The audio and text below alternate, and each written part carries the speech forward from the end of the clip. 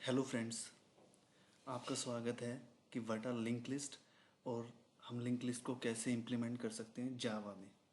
So friends, इस इस series में मैं आपको बताऊंगा कि लिंक लिस्ट होती क्या है और हम क्या क्या वे हैं, मतलब हम लिंक लिस्ट को कैसे ट्रैवर्स कर सकते हैं, कैसे उसके अंदर एलिमेंट्स को इंसर्ट कर सकते हैं, कैसे लिंक लिस्ट में से एलिमेंट्स को डिलीट कर सकते हैं और डिफरेंट डिफरेंट की हम उसमें से कि उसका मिड पॉइंट क्या है, ऑल दैट हम सभी सिनेरियोज ये कवर करेंगे one by one.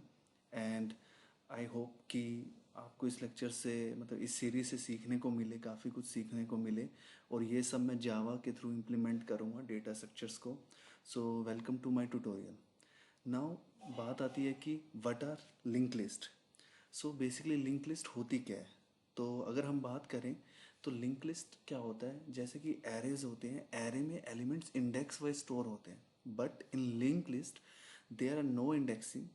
Linked list have basically a collection of nodes, and every nodes has two parts. Basically one is data and another one is reference of next node.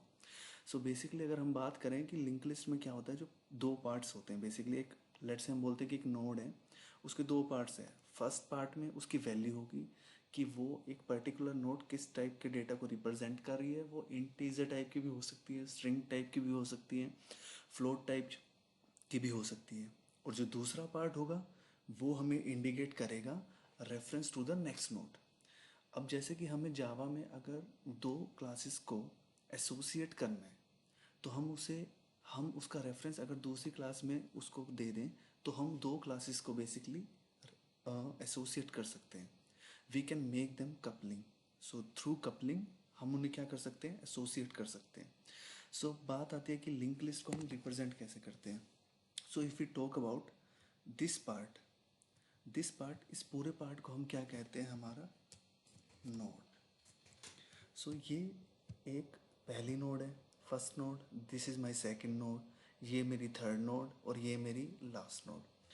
तो अब link list में क्या होता है कि जैसे collection of nodes, जैसे कि मैंने बताया, पहला डेटा क्या है बेसिकली, नोड जिसकी एक वैल्यू क्या है 10 और एक दूसरी वैल्यू क्या है रेफरेंस। सो बेसिकली मैं इसको जावा के थ्रू आपको दिखाऊंगा कि हम इस एक नोड को कैसे रिप्रेजेंट कर सकते हैं। So this is our node. और दोस्तों, हम अपनी फर्स्ट नोड को हेड भी बोलते हैं। In link list every first node is called as head and the last node is called as the end node. और उसका जो रेफरेंस होता है, अब हमने बोला कि एक कलेक्शन ऑफ नोड्स है। अब इसके पास किसी और नोड का रेफरेंस नहीं होता और इसके जो रेफरेंस की वैल्यू होती है वो नल होती है। तो हमें पता चल जाता है अगर उसके रेफरेंस की वैल्यू नल है तो हम उसको बोल देते हैं कि हमारी एंड नोड है।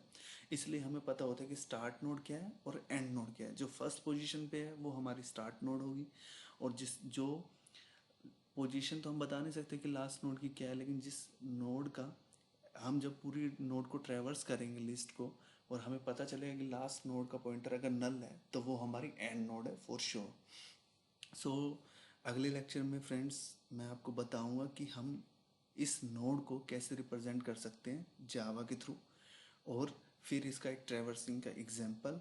और फर्दर सो मैं आपको एग्जांपल्स बताता रहूँगा कि जो जो कॉमन प्रॉब्लम्स हैं और जो जो हमारे इंटरव्यूज़ में भी पूछी जाती है कि आप लिंक लिस्ट में क्या क्या ऑपरेशंस कर सकते हो, ये कैसे करोगे, वो प्रोग्राम कैसे करो, तो मैं सब कुछ इस सीरीज़ में कवर करने वाला हूँ। सो मेरे साथ बने रहिएगा दोस्तों। एंड अगर आपको ये वीडियो पसंद आई हो तो प्लीज़ लाइक और सब्सक्राइब करें। Thank you.